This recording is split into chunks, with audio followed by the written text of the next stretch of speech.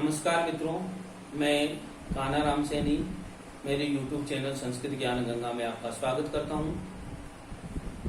लघु सिद्धांत कौमुदी के साथ साथ हम सांख्य कारिका का भी अध्ययन कर रहे थे और सांख्य कारिका में हमने अब तक जो शुरू की जो 13 कारिकाएं हैं उन 13 कारिकाओं का विस्तृत अध्ययन कर लिया था। आज के इस वीडियो में हम आगे जो 14वीं, 15वीं और 16वीं कारिका है, इन तीनों कारिकाओं का आज हम अध्ययन करेंगे। जो 14वीं कारिका है उसमें कहा गया है कि अविवेक्यादि सिद्धि त्रैगुण्यात् तद विपर्याभावात् कारण गुणात्मकत्वात् कार्यस्य अव्यक्तम अपि सिद्धम। यानी जो ये 14वीं कारिका है, इस कारिका के अंतर्गत जो प्रकृति है उसमें गुणों की सिद्धि की गई है। जो प्रकृति है उसमें गुणों की सिद्धि के लिए ये कारिका कही गई है कि अविवेक्यादि जो व्यक्त तत्व हैं और जो अव्यक्त तत्व हैं, हमने पिछली कारिका में पढ़ा था कि व्यक्त तत्व और अव्यक्त तत्व इन दोनों में ही समान गुणधर्म है, अविवेकी, परसोधर्मी आदि। तो जो यहाँ पर जो कहा गया है वो यही कहा गया है कि अविवेक्यादि यानी अविवेक आदि अव्यक्त तत्व और व्यक्त तत्व में है। जो व्यक्त तत्व है 23 तत्व और अव्यक्त तत्व है अर्थात पृथ्वी तत्व, इन दोनों में अविवेकी आदि गुण हैं, निहित हैं। ये त्रैगुण्यात् सिद्धि, ये तीनों गुणों से इसकी सिद्धि हो जाती है।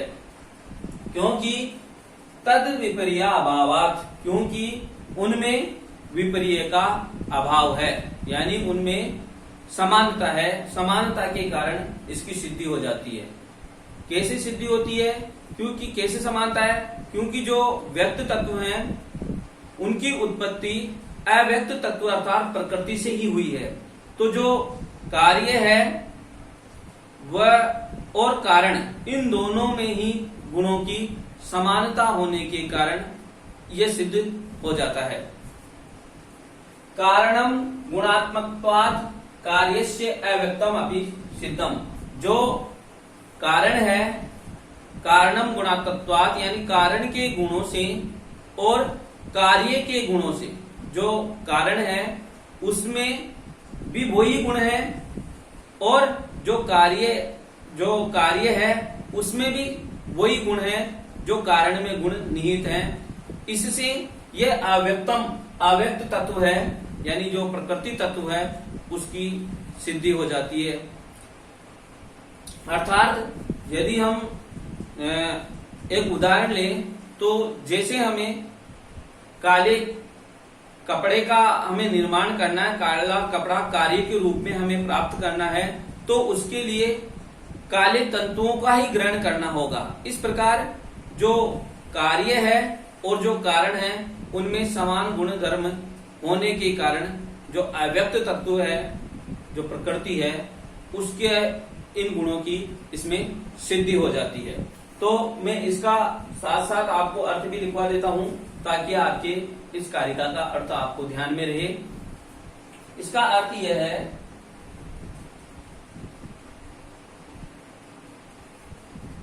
व्यक्त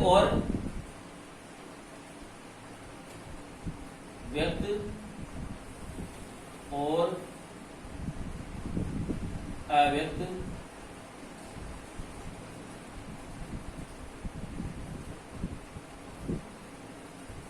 तत्व। अव्यक्त तत्व से है प्रकृति में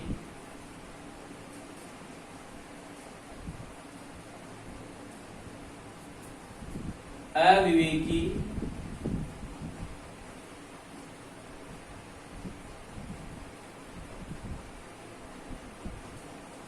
आदि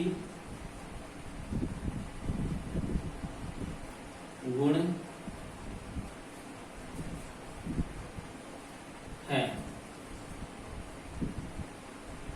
ऐसा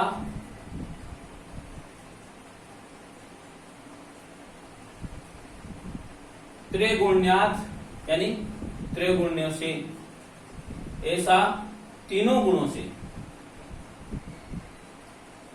तीनों गुणों से सिद्ध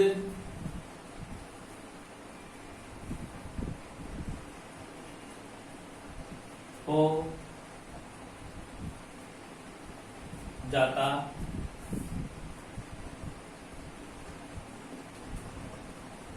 है।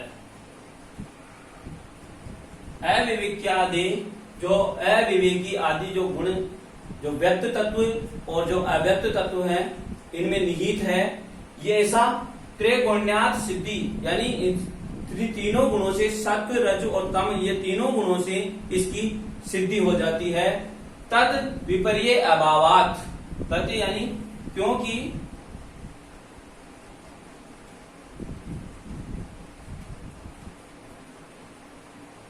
व्यक्त तत्व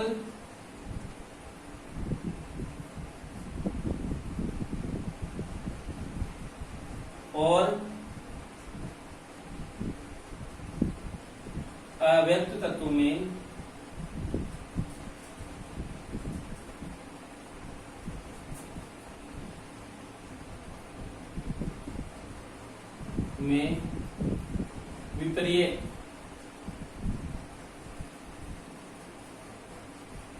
विपर्य का अभाव है। यानी जो व्यक्त तत्व है और जो अव्यक्त तत्व है उनमें समान गुण धर्मों का होने के कारण उनमें विपरीयता का अभाव है। उसके बाद में कहा गया है कि कारण गुणात्मकवाद कार्य से अव्यक्तम अपि सिद्धम, जो कारण में जो गुण निहित है और जो वही गुण कार्य में निहित होने के कारण जो अव्यक्त तत्व है वो भी सिद्ध होता है। अर्थात जो गुण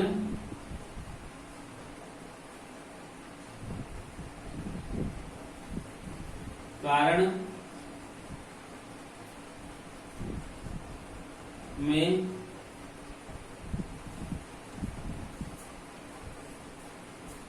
है वो वह ही गुण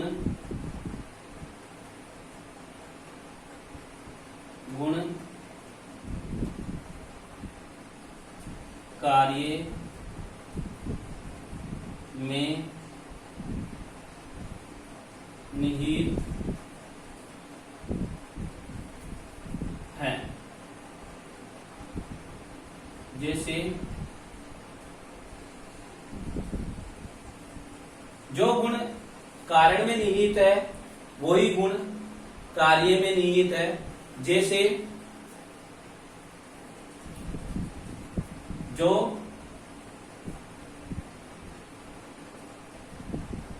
वर्ण का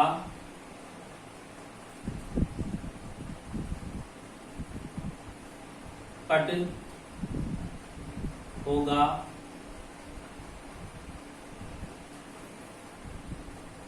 उसी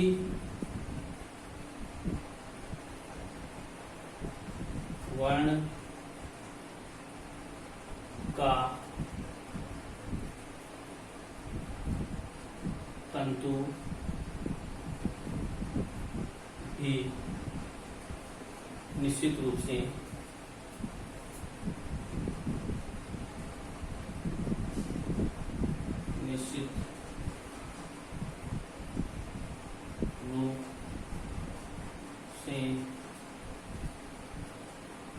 होगा।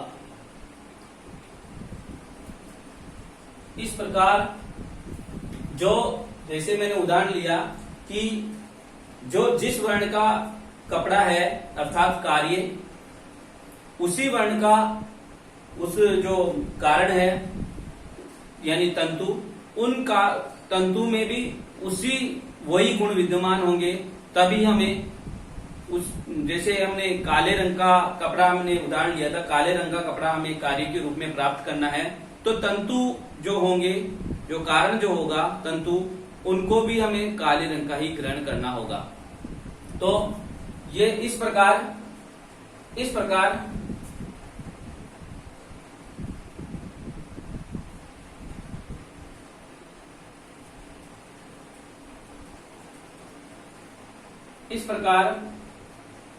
जो गुण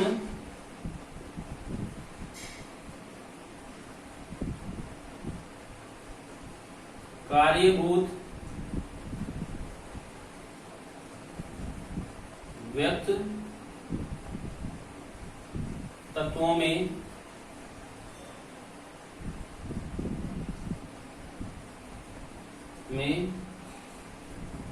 होते हैं, वही गुण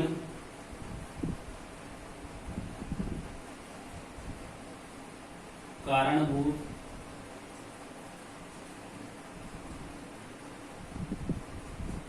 अव्यक्त तत्व में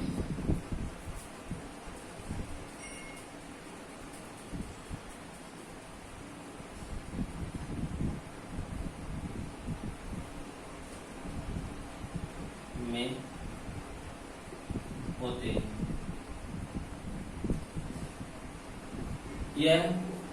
यह इस कारिका का अर्थ हुआ कि अविवेक्यादि सिद्धि त्रिगुण्यात् तद विपर्य अभावात, यानी व्यक्त और जो अव्यक्त तत्व है उनमें अविवेकी आदि गुण है, ऐसा त्रिगुण्यात् सिद्धि यानी तीनों गुणों से यह सिद्ध हो जाता है।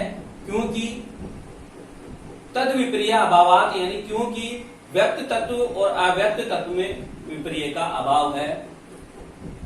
जो गुण कारण में है वही गुण कार्य में निहित है। जैसे जो वर्ण का जिस वर्ण का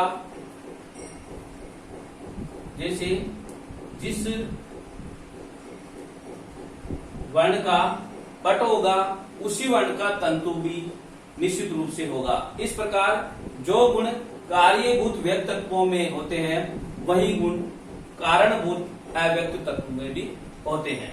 इस प्रकार से ये 14वीं कारिका का अर्थ है। इसके बाद में जो 15वीं कारिका है और जो 16वीं कारिका है उसमें कहा गया है कि भेदानाम परिमाणात् समन्वयात् शक्तितः प्रवर्तस्य कारण कार्य विभागात् अविभागात् वस्तु रूपस्य कारणम अस्ति अव्यक्तम प्रवर्तते त्रिगुणतः समुदयात् च परिणाम नामतः सलिलवत् प्रति गुणाश्रय विशेषात्। यानी जो ये दोनों कारिकाएं हैं 15वीं और 16वीं, इसमें इन दोनों कारिकाओं के द्वारा अव्यक्त तत्व की सिद्धि की गई है, यानी प्रकृति की सिद्धि के लिए 5 हेतु बताए गए हैं। उनमें पहला हेतु बताया गया है भेदानाम परिमाणात्। भेदानाम परिमाणात् का अर्थ होता है कि भेदों के परिमाण से, यानी जो अव्यक्त तत्व हैं उस अव्यक्त तत्व के जो व्यक्त तत्व रूपी जो भेद हैं 23 महत आदि, वो उनका निश्चित रूप से कोई न कोई आकार है। परिमाण का अर्थ होता है आकार। तो उन भेदों के आकार के कारण, यानी निश्चित आकार होने के कारण, निश्चित परिमाण होने के कारण, और जो दूसरा जो आगे दिया हुआ है हेतु प्रकृति की सिद्धि के लिए समन्वयात, यानी समन्वय से, यानी जिस प्रकार यदि कोई हम किसी यज्ञोपवीतिधारी वटु को देखते हैं तो हम ऐसा समन्वय करते हैं कि इसका निश्चित रूप से पिता है जो ब्राह्मण ही होगा, ऐसा हम समन्वय करते हैं। तो इस प्रकार के समन्वय से, और जो आगे दिया हुआ है शक्तितः प्रवर्तस्य, यानी शक्तितः प्रवर्तस्य, इसका अर्थ यह है जो तीसरा हेतु दिया हुआ है प्रकृति की सिद्धि के लिए वो है शक्तितः प्रवर्तस्य। इसका अर्थ यह है कि जो शक्ति जिसमें जैसा सामर्थ्य होगा वैसे ही उसकी प्रवृत्ति होगी, उसी प्रकार की उसी प्रवृत्ति होगी। यानी जिस प्रकार का उसमें सामर्थ्य होगा उसकी प्रवृत्ति भी उसी प्रकार के कार्य में होगी। जैसे एक कोई कुम्हार है और तो कुम्हार में घट बनाने की शक्ति होती है, सामर्थ्य होता है, तो उसकी जो प्रवृत्ति होगी वो भी घट आदि बनाने की होगी, रथ आदि बनाने की उसकी प्रवृत्ति नहीं हो सकती है, नहीं होती है। तो इसके बाद में जो चौथा कारण दिया हुआ है प्रकृति की सिद्धि के लिए वो दिया हुआ है कारण कार्य विभागात। यानी जो कारण है और कार्य के विभाग हो जाने से, यानी जो यदि हम इसका उदाहरण लें तो जो मिट्टी है वो ही घड़े का निर्माण करती है, यानी मिट्टी से ही घड़े का निर्माण होता है, घड़े से मिट्टी का निर्माण नहीं होता है। इस प्रकार जो कारण है वो अलग हो गया है और ये निश्चित हो गया है कि कारण क्या है और जो कार्य है वो अलग हो गया है। इस प्रकार का विभाग हो जाने से और जो पांचवा जो कारण दिया हुआ है विभागात अविभागात वैश्व रूपस्य, यानी जो पांचवा कारण दिया हुआ है उसमें कहा गया है कि वैश्व रूपस्य अविभागात, यानी विश्व में जो जितने भी जो व्यक्त तत्वों के रूप में जो है व्यक्त तत्व हैं, जैसे पृथ्वी है, आकाश है, जल है, अग्नि है, वायु है, इन ये भी व्यक्त तत्वों में है। तो इन व्यक्त तत्वों के का अविभागात यानी विभाग नहीं हो सकता, इनको अलग नहीं किया जा सकता। जैसे हम जो पानी है उसको पृथ्वी से अलग कर सकते हैं क्या? कभी भी अलग नहीं कर सकते। जो आकाश है उससे हम हवा को, वायु को अलग कर सकते हैं क्या? नहीं कर सकते। इस प्रकार इनका विभाजन नहीं हो सकता, इनका विभाग नहीं हो सकता, इनको पृथक नहीं किया जा सकता। इन सबसे कारणम अस्ति अव्यक्तम, तो इन सबसे यह सिद्ध होता है कि कारणम अस्ति यानी इनका कोई न कोई कारण है जो अव्यक्त है, अव्यक्त कोई कारण है। प्रवृत्ति त्रिगुणतः समुदायाश्च, और उसकी प्रवृत्ति त्रिगुणों के समुदाय से यानी तीनों गुणों की साम्यावस्था होने से सृष्टि रूपी कार्य में उसकी प्रवृत्ति हो जाती है। प्रवर्तते त्रिगुणतः समुदायाश्च, यानी तीनों गुणों के समुदायाश्च यानी साम्यावस्था से, तीनों गुणों के साम्यावस्था से सृष्टि रूपी जो कार्य है उसमें उसकी प्रवृत्ति हो जाती है। और जिस पर जैसे हो जाती है, जैसे परिणामतः सलिलवत प्रति गुणाश्रय विषयात, यानी जिस प्रकार जो पानी है परिणामतः सलिलवत, सलिल के समान यानी पानी के समान, पानी के परिणाम के समान, यानी जो एक ही आकाश है और वो उस आकाश से घिरा हुआ पानी प्रति गुण आश्रय विशेषात, यानी अलग अलग आश्रय प्राप्त करके अलग अलग गुण प्राप्त कर लेता है। उसी प्रकार से जो व्यक्त तत्व हैं उनके अलग अलग आश्रय होने से वो उनमें अलग अलग गुण दिखाई पड़ते हैं। तो इसका अर्थ मैं आपको लिखवा देता हूं, इन दोनों कारिकाओं का भी। इनका अर्थ है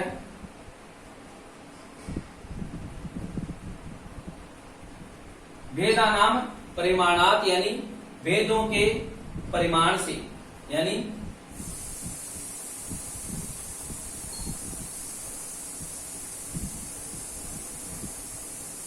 अव्यक्त तत्व के महतादि जो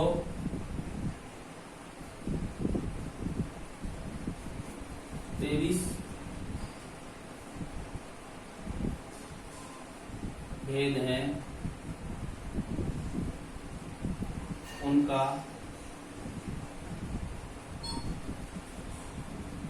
कोई ना कोई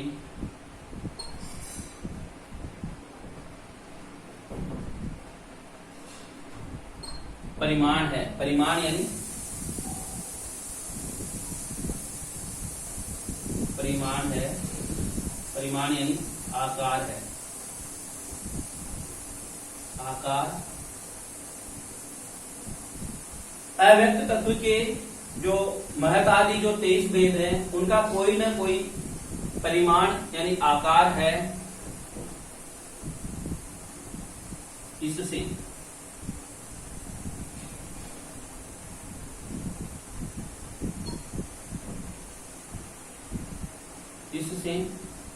पहला जो प्रकृति की सिद्धि के लिए जो तत्व दिया था, भेदा नाम, जो हेतु दिया था भेदा नाम परिमाणात, उसका अर्थ है कि जो भेद हैं, किसके भेद, यानी जो अव्यक्त तत्व हैं, यानी प्रकृति से ही व्यक्त तत्वों की उत्पत्ति हुई है, तो वो 23 उनकी संख्या है।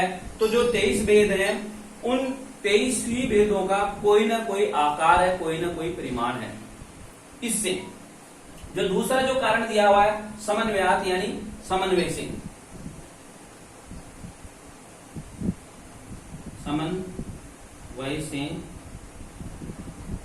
समन्वय से अर्थात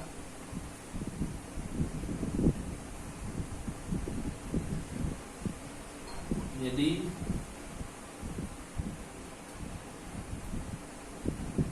हम किसी यज्ञोपवीति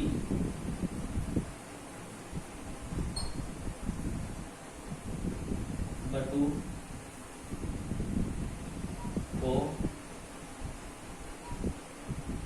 देखते हैं तो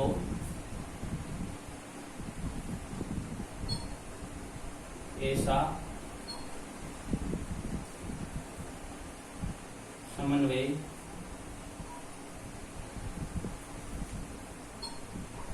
कर लेते हैं कि इसके पिता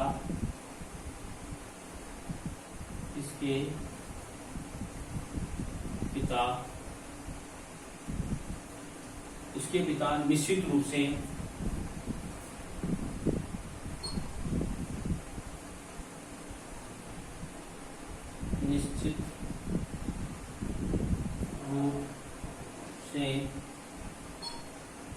ब्राह्मण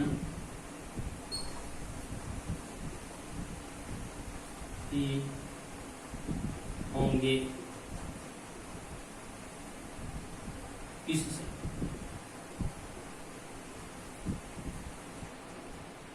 इस प्रकार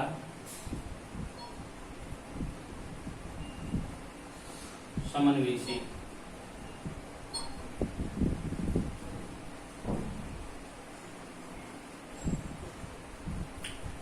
आगे दिया हुआ है, जो तीसरा कारण दिया हुआ है समन्वयात के बाद में शक्तितः प्रवर्तक से, यानी शक्तितः प्रवर्तक से, अर्थात इसका अर्थ है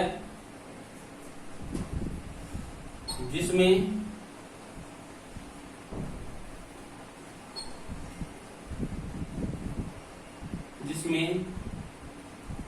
जैसा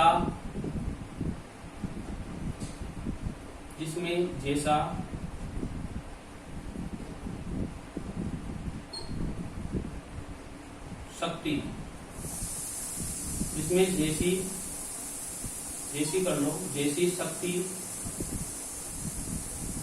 होगी, अर्थात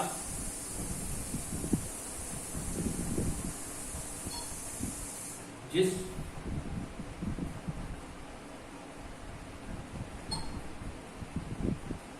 कार्य को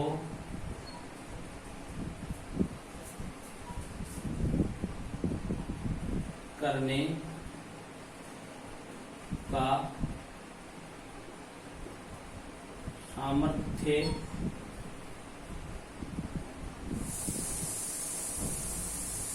होगा, उसकी प्रवृत्ति भी किसी कार्य में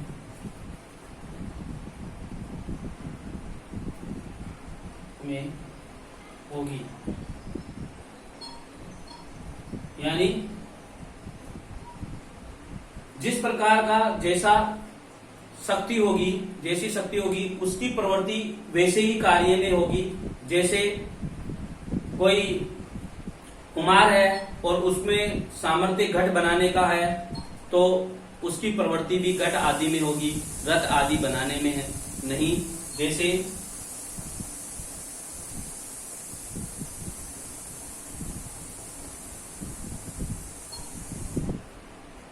कुम्हार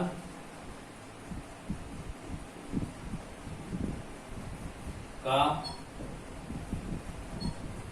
सामर्थ्य घट निर्माण में है तो उसकी प्रवृत्ति भी घट निर्माण में ही होगी। रथ आदि के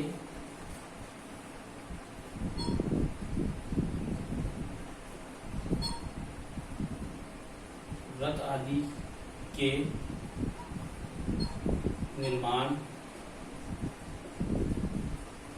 में नहीं।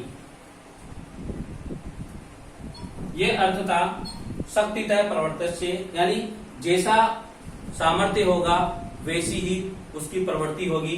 आगे जो चौथा कारण दिया हुआ है प्रकृति की सिद्धि के लिए, कार्य कारण विभागात, यानी कार्य और कारण के विभाग से, अर्थात कार्य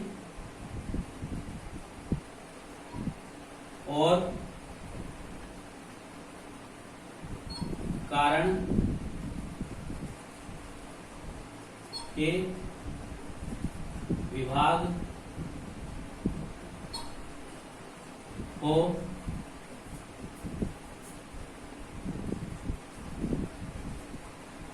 जाने से, जैसे नहीं, क्योंकि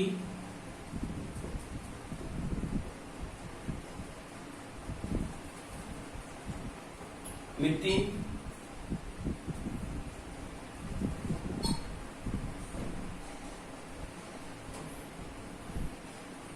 से घट का निर्माण होता है, घट से मिट्टी का नहीं। यानी जो मिट्टी है वो कारण है और जो घड़ा है वो कार्य है, यानी कारण और कार्य का विभाग हो जाने के कारण। इस प्रकार जो चौथा कारण था कार्य कारण विभागात, और जो पांचवा कारण है वो है अविभागात विश्व रूपस्य, यानी विश्व में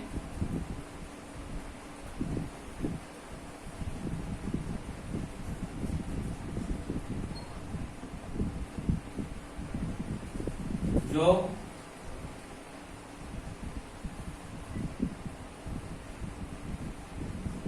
व्यक्त तत्व है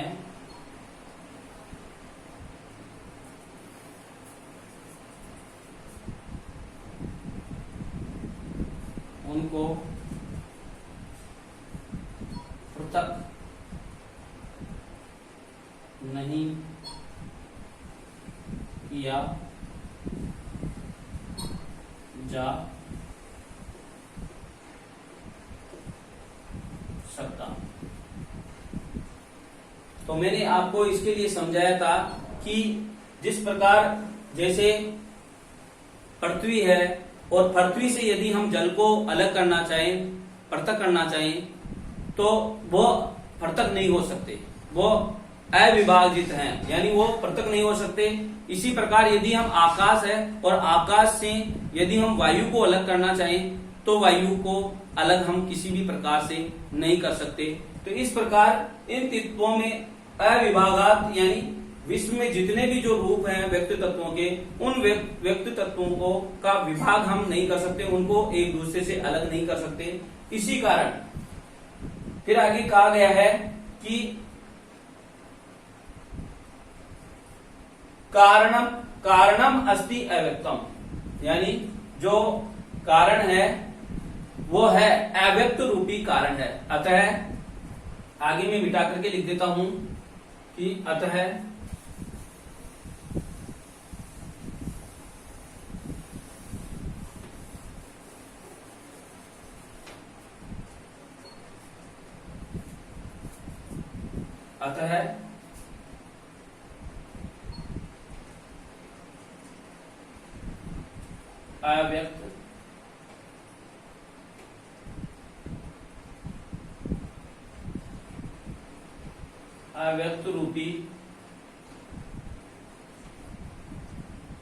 अव्यक्त रूपी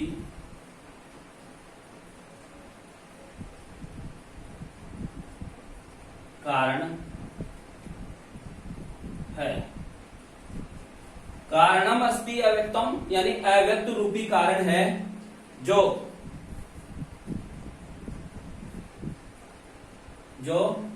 त्रिगुणतः समुदयात् प्रवर्तते, जो त्रिगुणों की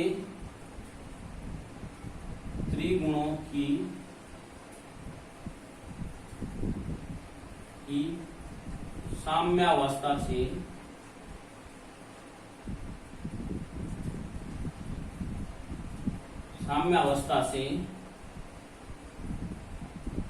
सृष्टि रूपी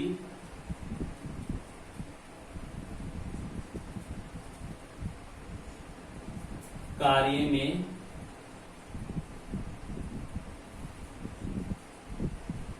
प्रवृत्त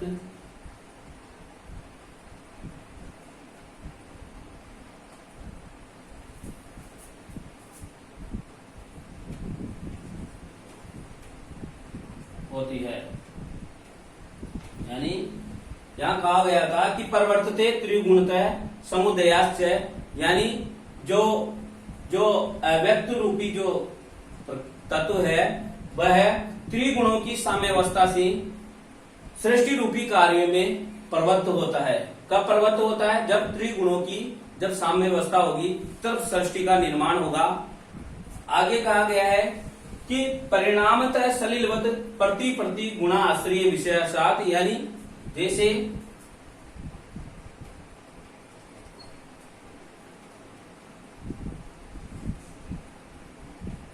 जलित के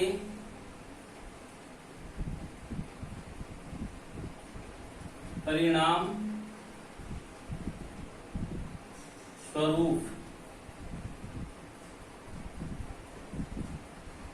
अर्थात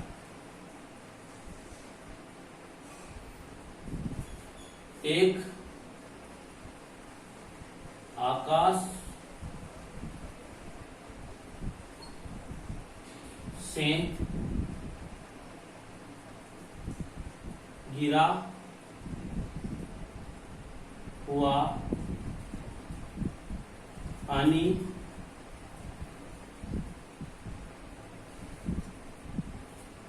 परिणामतः सलिलवत, यानी सलिल के यानी पानी के परिणाम के समान, यानी जैसे जल के परिणाम स्वरूप अर्थात एक आकाश से गिरा हुआ पानी प्रति गुणा आश्रय विशेषात, यानी अलग अलग आश्रय को प्राप्त कर। प्रति का अर्थ है अलग अलग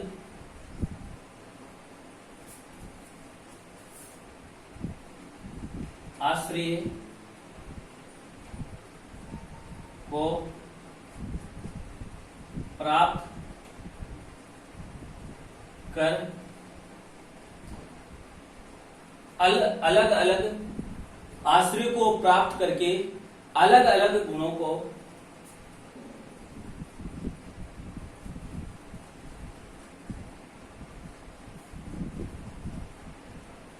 अलग अलग गुणों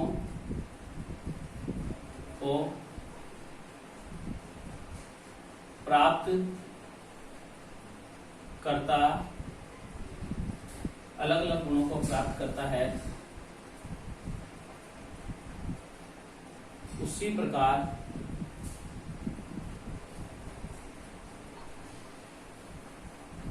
अव्यक्त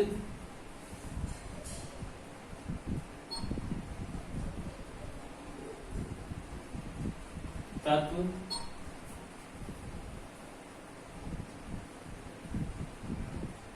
प्रकृति से। अव्यक्त तत्व का अर्थ है प्रकृति। जिस प्रकार पानी एक ही आकाश से गिरा हुआ अलग अलग आश्रय को प्राप्त करके अलग अलग गुण प्राप्त कर लेता है, उसी प्रकार अव्यक्त तत्व यानी प्रकृति से जो प्रकृति से उत्पन्न हुए व्यक्त तत्व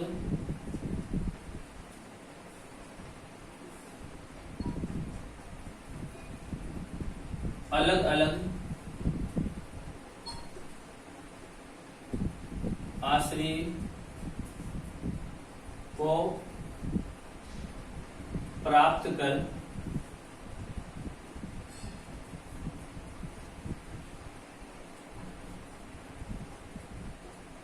अलग अलग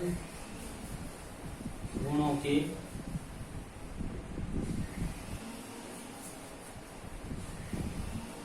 रूप में दिखाई पड़ते हैं।